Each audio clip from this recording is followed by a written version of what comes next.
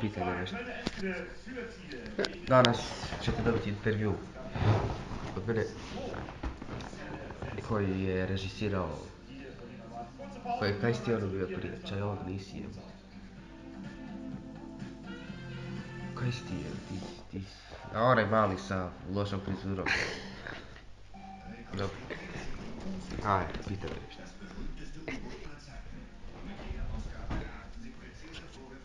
To nisam ja. Prvo pitanje. Koliko si imao kila kad si bio mali? 35. S koliko godina? 2? Ne, sa 10. Dobro. Nemaš curu? Nemam. E da. Di si bio za novu? Kod frenda. Jesi se ubio? Pa nisam. Kako si se reš maturti? Koliko si se puta zbario? Nijednom. Jel bi skaro trebalo ti da? Ne bi. A napravio si djetima? Kaj briješ ti? Nemoj sad. Da ne znam kaj ti više biti. Ma ne znam. Pita me koliko imam godina. 14. To ti mene pita. Dobro, kaj radiš? Ovo mora biti čista profesionalnost, je. Imaš maramicu? Da. To ti ovo ti je bio bor za Božić? Ne, dole mi je pravi bor. Aha. S kojim sam te nabio.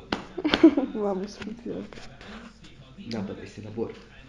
Ja sam jako prehlađen, znači imam jako čitav glas. To je Nescafe koji sam ja radio. Sere, frajer, ne znam napravit. Ne znam skuhat vodu. Stara ti, ne znam skuvat vodu.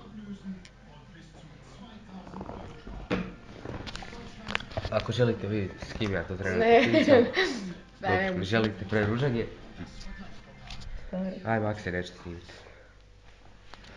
On se jako srami jer je sada živo dijete. Što se ja vriješ ti? Ima ovo tu nešto. To je kao cool. To su neke fore sa današnje djece. Tako.